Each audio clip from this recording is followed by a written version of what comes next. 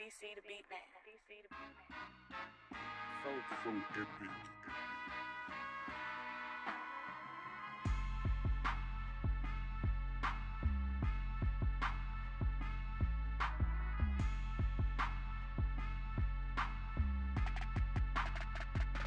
What's up, everybody? It's your favorite show, Get a Bucket. I'm your host, Train, as usual. Hope you're all having a wonderful, wonderful day. And as you can see, we got my girl Naomi on the screen now. Naomi, how's everything with you? Hello, I'm doing great. Glad to be here. Thanks for having me.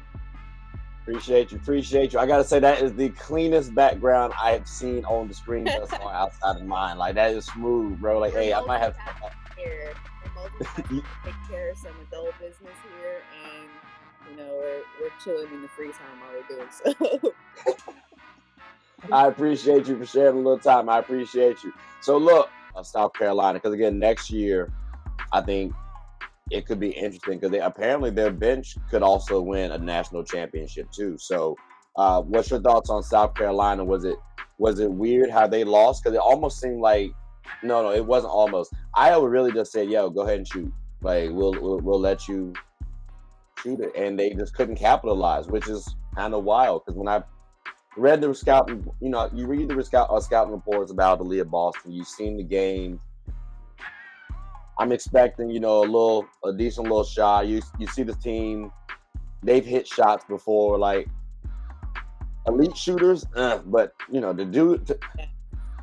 to miss open like that the entire game, I don't know. It's weird to me. Yeah, and for me, granted, I'm not in college. I don't play college basketball, judge, but I feel like from maybe a coach's perspective, you gotta have a shooter. Now, Zia Cook was doing her thing, so she was hooping. She was doing what she had to do, but it just would have been so much more beneficial if Zia Cook could have just had one guaranteed, just one like 50%, 60% option for kick-out purposes. That would have completely just changed the entire game because I don't know what Iowa had going on, but they were disrupting the big play, and that's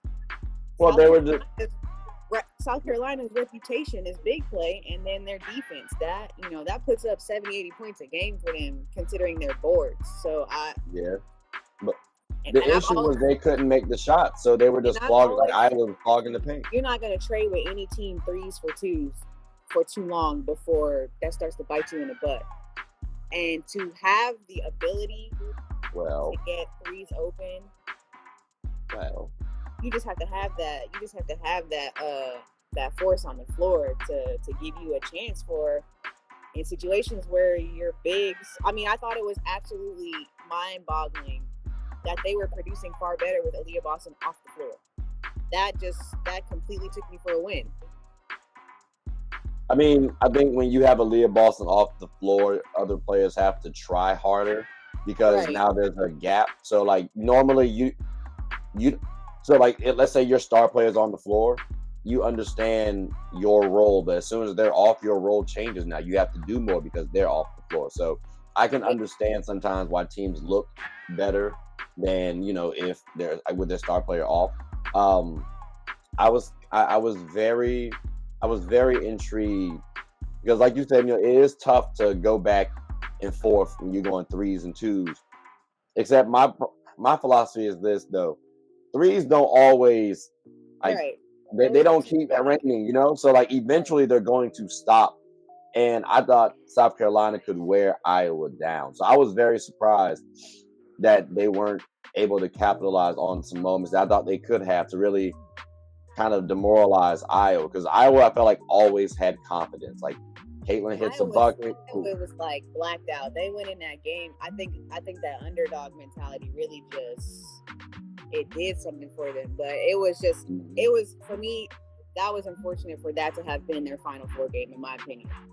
That's how, because I feel like even though they lost, as far as physicality and excitement and of the game, I would have considered that or the VTech, both those Final Four games vastly better than watching the championship.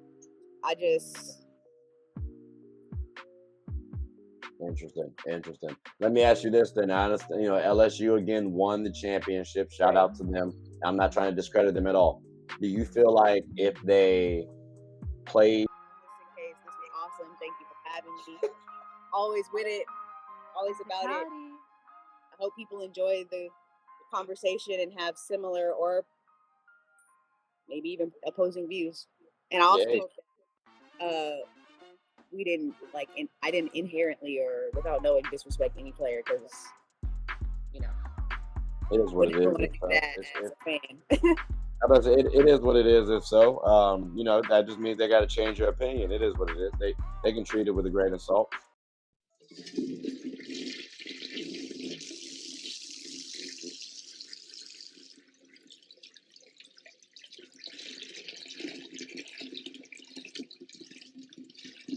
Oh, I did not know you guys were still here. As you can see, we're at the back end of the show. No pun intended, but look, hope you all enjoyed it. And before you go, please subscribe to the YouTube channel, follow the IG account, share the content to anybody who's anybody. And most importantly, leave your thoughts and comments below. But I got to go back and play Buddy in 2K, so let me unmute him real quick. Excuse me. Hey, boss, I'm back. Nah, you better catch this word. You know we get buckets around here, too.